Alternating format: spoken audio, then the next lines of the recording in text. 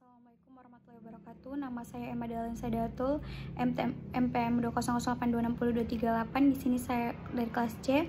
Di sini saya akan menjelaskan member saya pada blok respirasi dengan berjudul pneumothoraks. Di sini saya akan menjelaskan definisi terlebih dahulu, di mana pneumothoraks adalah kondisi di mana terdapat udara di dalam rongga pleura. Ini terjadi akibat kehilangan integras membran pleura visceral atau varietal yang memungkinkan udara dari lingkungan atau saluran pernafasan masuk dan terakumulasi di rongga pleura, di mana kondisi ini seringkali merupakan situasi darurat yang mengancam jiwa dan memerlukan penanganan yang tepat. Jadi pneumothoraks ini umumnya diklasifikasikan berdasarkan penyebabnya sebagai spontan atau yang dibagi lagi menjadi primer dan sekunder, atau yang dibagi menjadi traumatis dan iatrogenik, serta berdasarkan patofisiologinya atau terbuka dan tertutup, dan ketegangan atau sederhana. Lalu di sini kan ada klasifikasinya, di mana klasifikasi pneumothoraks umumnya dibagi menjadi dua kategori berdasarkan penyebabnya. Di sini saya akan menjelaskan yang pertama, yaitu pneumothoraks spontan, di mana pneumothoraks spontan ini terjadi secara tiba-tiba tanpa penyebab yang jelas dan dapat diklasifikasikan lebih lanjut. Terus ada pneumothoraks spontan primer atau PSP. Itu terjadi tanpa adanya riwayat penyakit paru sebelumnya, dan dia nggak ada penyebab yang jelas. Terus pneumothoraks spontan sekunder itu PSS, itu terjadi akibat kondisi medis yang sudah ada sebelumnya, seperti penyakit paru obstruktif kronis atau PPOK, infeksi paru, tuberkulosis paru, asma, dan silikosis, di mana silikosis adalah penyakit paru-paru fibrotik yang disebabkan. Terus yang kedua ada pneumothoraks traumatik, di mana pneumothoraks traumatik ini terjadi akibat trauma dan dibagi menjadi dua, yaitu pneumothoraks iatrogenik, itu disebabkan oleh intervensi medis. Terus ada pneumothoraks non-iatrogenik, itu disebabkan oleh trauma yang tidak terkait dengan tindakan medis. Itu dikategorikan dibagi lagi menjadi pneumothorax penetrasi dan non penetrasi, atau bisa disebut dengan tumpul. Jadi pada trauma tumpul, pneumothorax itu bisa terjadi akibat fraktur tulang rusuk yang menyebabkan laserasi pleura visceral, atau akibat kompresi paru mendadak yang menyebabkan ruptur. Jadi pada trauma tajam, udara itu bisa masuk melalui kebocoran yang terjadi pada pneumothorax. Terus di sini saya akan menjelaskan tentang etiologinya. Jadi penyebab pneumothorax itu tergantung pada jenis pneumothorax itu sendiri. Jadi pneumothorax ini dapat disebabkan karena trauma atau non-trauma, misalnya infeksi.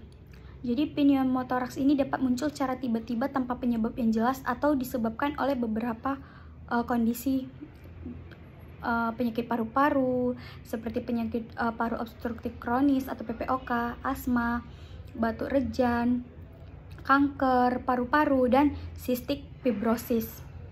Atau bisa juga disebabkan dengan cedera pada dada seperti luka tembak, tusuk, terus benturan, patah tulang rusuk, atau prosedur medis secara biopsi dan resusitasi jantung, paru, atau bisa disebut dengan CPR. Lalu juga bisa terdapat pecahnya kantung udara, atau bisa disebut dengan bleb, di luar paru-paru akibat emfisema atau PPOK. Terus ada gangguan keseimbangan tekanan udara di dalam dada akibat penggunaan alat bantu pernafasan, atau bisa disebut dengan ventilator.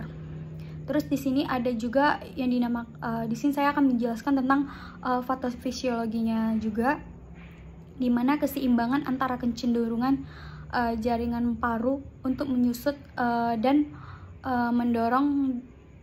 mendorong alami dinding dada untuk mengembang. Dia akan menciptakan tekanan negatif dalam rongga pleura. Jadi ketika udara masuk ke rongga pleura, paru-paru ini akan mengalami yang namanya kolaps pada pneumotoraks sederhana. Jadi, tekanan dalam rongga pleura akan setara dengan tekanan atmosfer, yang dimana dia itu akan menyebabkan paru yang kolaps mencapai sekitar 30%. Namun, pada pneumotoraks, ketegangan yang lebih parah, dia akan mengalami kebocoran udara yang terus-menerus dapat meningkatkan tekanan positif dalam rongga pleura tadi. Dan dia akan berpotensi menyebabkan kompresi paru, pergeseran struktur mediastinum ke arah yang berlawanan. Jadi, penurunan aliran darah vena dan penurunan output jantung. Terus di sini saya akan menjelaskan tentang manifestasi klinisnya juga. Jadi pneumotoraks ini biasanya dia itu akan terjadi secara tiba-tiba dengan berat ringannya gejala tergantung pada seberapa luas jaringan paru yang mengalami kolaps dan kondisi medis yang sudah ada sebelumnya. Jadi pneumotoraks ini dia dapat menimbulkan gejala seperti nyeri, sesak napas, dan cyanosis pada bayi. Gejala dan tanda klinisnya itu mungkin sulit untuk dideteksi. Jadi pneumotoraks yang cukup itu bisa menyebabkan sedikit perubahan pada posisi organ intraoral atau bahkan tidak menunjukkan gejala sama sekali. Jadi tingkat nyeri itu tidak selalu berhubungan dengan seberapa luas pneumotoraks itu. Jadi pada umumnya itu akan terlihat di stres pernapasan, retraksi, dan penurunan suara napas. Selain itu, laring, trakea, dan jantung mungkin mengalami pergeseran ke arah yang berlawanan. Terus di sini saya akan menjelaskan tentang diagnosisnya. Jadi selama anamnesis, pasien ini sering melaporkan gejala seperti nyeri dada, sesak napas yang telah disebutkan sebelumnya. Jadi pada pemeriksaan fisik biasanya ditemukan penurunan suara nafas, vesikular, dan primitus taktil. Namun pada pneumotoraks, ketegangan, pergeseran, atau dorongan mediastinum yang terjadi dapat menekan vena cava yang berpotensi menyebabkan shock obstruktif. Jadi dalam kondisi ini, itu seringkali ditemukan distensi vena jugularis, takikardi, cyanosis, hipoksia, dan hipotensi. Jadi pasien juga sering mengeluhkan diaparesis, nyeri dada, dan sesak napas yang parah. Terus ada dia pemeriksaan radiologi, itu dia untuk mendiagnosis pneumotoraks. Pemeriksaan radiologi yang paling umum digunakan adalah fotoronsen yang cepat dan cukup sensitif. Jika dia hasilnya itu meragukan, terus dia akan melanjutkan pemeriksaan dengan computerized tomography atau CT scan, atau bisa juga USG. Jadi USG ini memberikan akurasi yang lebih tinggi dibandingkan dengan X-ray dan dapat dianggap sebagai standar emas untuk konfirmasi pneumotoraks. Namun, X-ray konvensional ini sering dianggap lebih efisien dan tersedia di hampir seluruh rumah sakit atau klinik, sehingga dialah yang dipilih oleh metode penceritaan awal-awal. Terus USG juga dianggap cukup andal, tapi dia hasilnya nggak tergantung pada keterampilan operator. Karena itu pertimbangan biaya, waktu, ketersediaan alat, dan sensitivitas X-ray toraks masih sering digunakan sebagai pilihan utama untuk pencitraan awal. Terus ada tata laksana. Jadi tata laksana ini menangani pneumotoraks ini dia melibatkan dekompresi dengan jarum dan pemasangan chest tube. Jadi dia dilakukan pada area midlacula pada tingkat interkostal kedua dengan kedalaman sekitar 5 cm. Terus tingkat keberhasilan tinggi ini pemasangan chest tube pada linea axillaris anterior pada tingkat interskoral kelima, gambar 7 dan 8. Dia memiliki tingkat kegagalan hanya 13%. Jadi mulai dari dia diukur dalam FR itu mulai dari bentuk pigtail lebih kurang 14 FR hingga kateter dengan lubang sebesar 40 FR.